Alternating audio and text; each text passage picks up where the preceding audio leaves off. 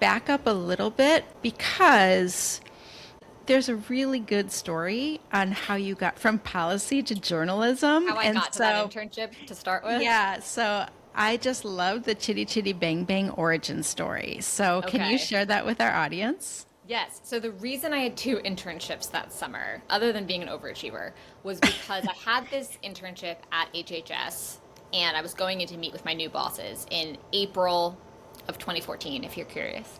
And I was really early because, again, overachiever. And so I was killing time talking to my dad, your brother, on the phone on the lawn of the Capitol building. And I had just finished a summer interning, or 2 summers ago, I had interned at the Capitol building. So I knew the Capitol really well. I gave tours. That was a big part of my job. Oh, cool. And so I like knew that's kind of partially why I was hanging out there to kill time, because I knew like which benches were good, you know? And kind of out of nowhere saw this contraption that ended up being called a gyrocopter, but it basically was like a lawn chair strapped to a propeller. And this guy So landed crazy. this flying contraption on the lawn of the Capitol building. And I'm there alone. I'm looking around and no one's Did there. anyone And see this that? guy, Did anyone see that? yeah, like truly like, what is, what? Because and the thing was flying. Like he came out of the sky. Like clearly he'd been, it was air, like it was seaworthy, you know? Um, and like a couple more seconds passed. And then I turned again and I was like, Dad, this weird thing just happened. So I'm still on the phone. And I turn and see on the roof of the Capitol building all of these snipers pop up. Like they had been there, but they just, were hidden. And all of a sudden, these like massive like groups of armed police that I think now probably were Capitol Police, but at the time they just were like men with guns, come running toward me. And at this point, I'm between the men and the guns and the gyrocopter man.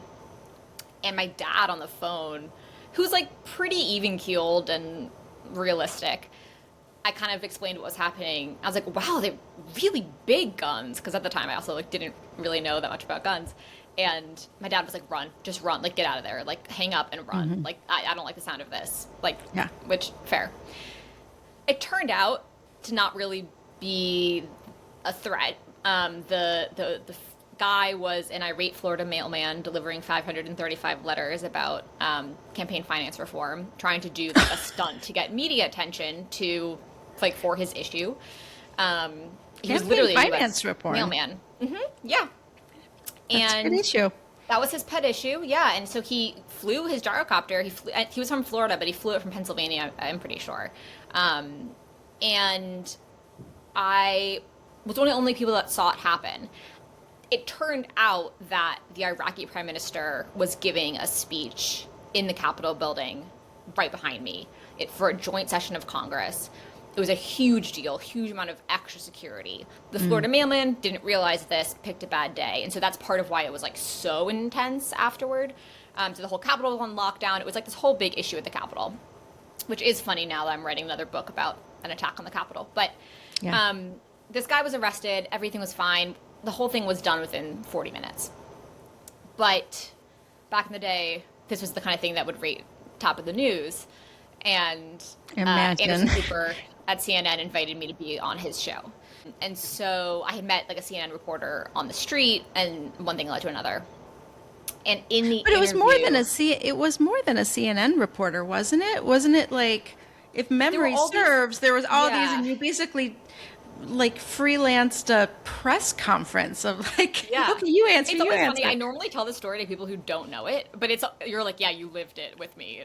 Yeah. Yeah, basically, yeah. So I like ran around, and then the men with cops or men with guns, the police officers arrested the guy. FBI descend on the place. They lock down the whole campus, and I'm there. And so I give a statement to the police, give my statement to the FBI, start explain what I saw and everything. And they're setting up for a press conference with one of the police officers who's going to give a press conference about what just happened. And so all these reporters come out and kind of like form a semicircle around this podium. And I'm still waiting for this meeting to happen. And I've always been interested, nosy Nora, in like what's going on. And so I just kind of like sidle up into the semicircle. And it was delayed and delayed and delayed. And finally they said, okay, it's not happening. We don't have enough information. We're not going to release information yet. This is an ongoing incident. We're not going to have a press conference. And I had been chatting with a woman next to me who, this is actually an insane part of the story that I don't know if you know, but who ended up going to the same high school as me, which is a small Catholic girls' school in New Jersey. We figured that out after the fact. But I was like, well, I saw what happened. Like, I can tell you what happened if you want. And so she was a journalist? She worked for CNN. Yeah, she was a CNN reporter. Oh, gotcha. No, I didn't know that. She just happened to be standing next to me. And she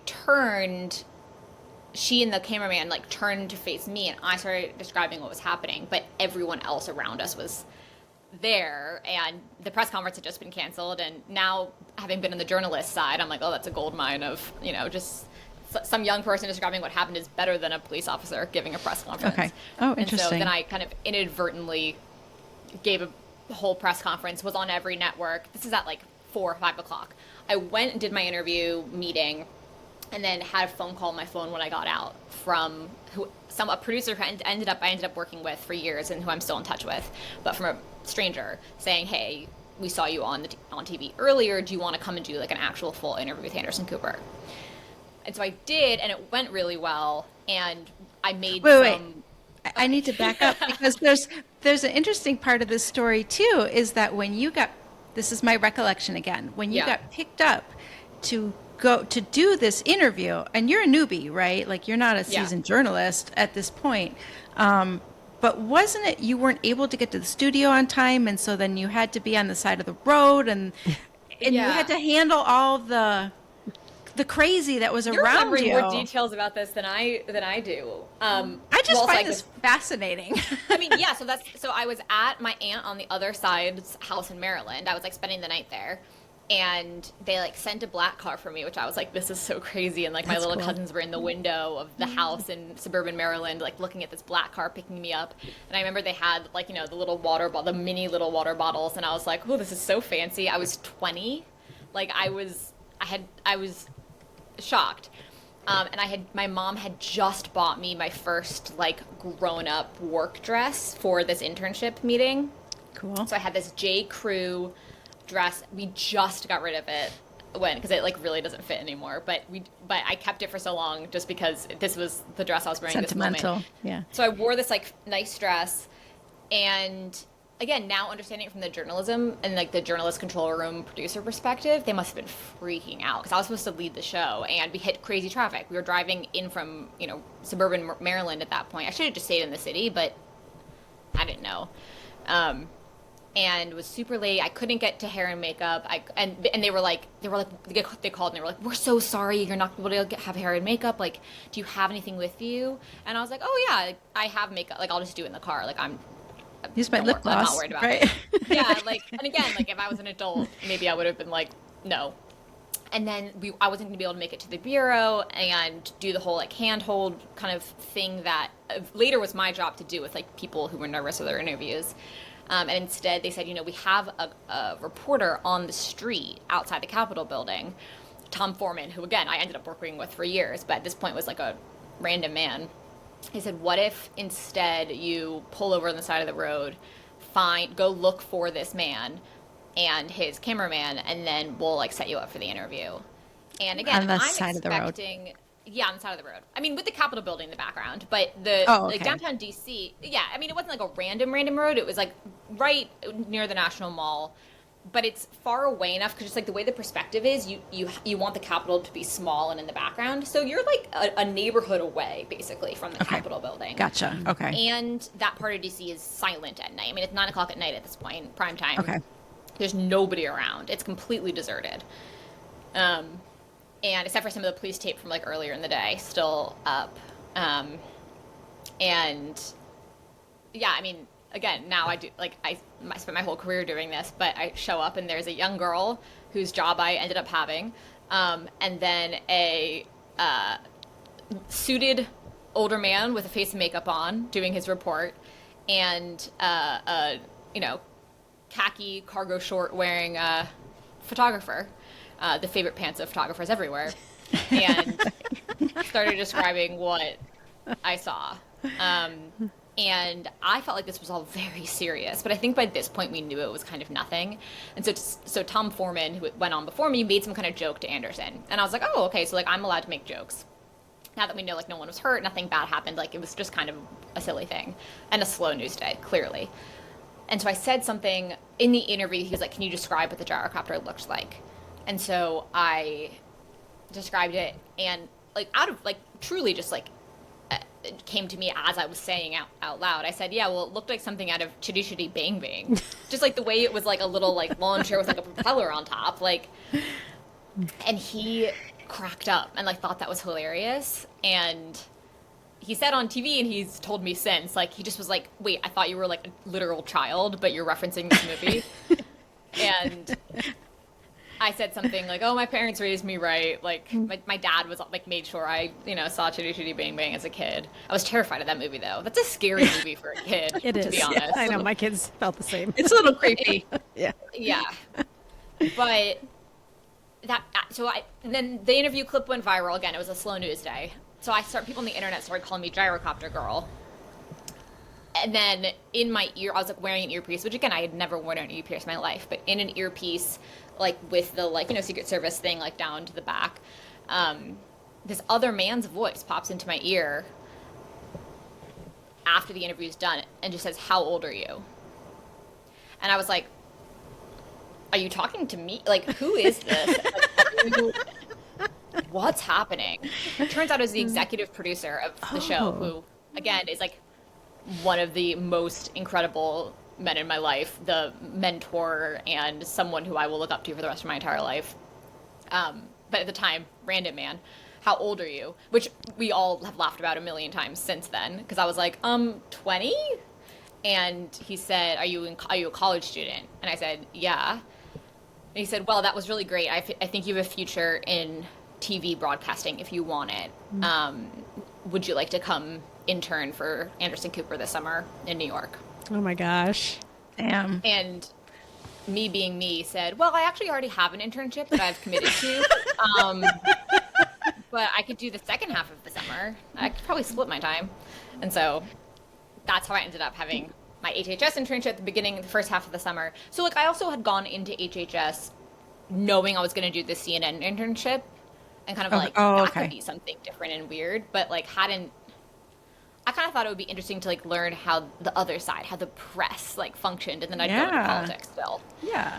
So, and then there's another piece of the story that I remember because weird details stick to me. Like, don't ask me what I'm doing for even for the holidays. I don't know, but I know, but I just it's a great origin story.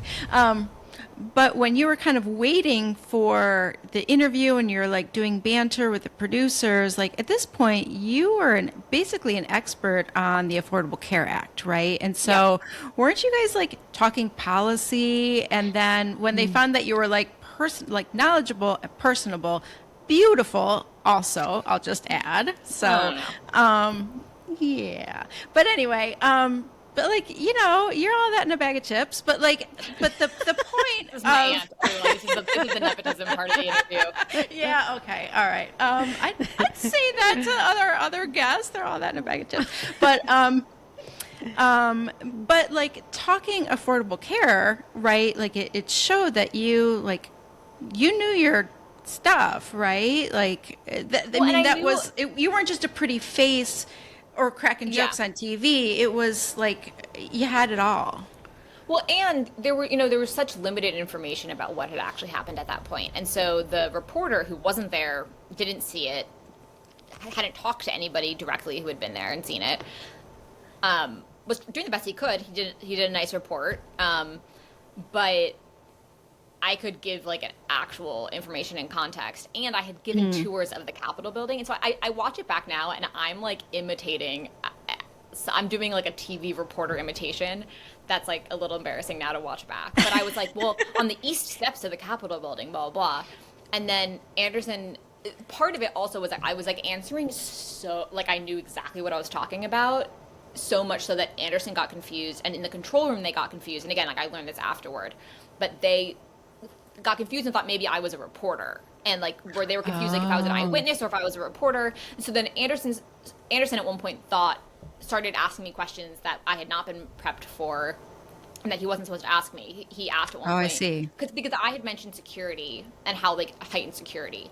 And he was like, I don't understand. And I think he was genuinely asking. He said, I don't understand.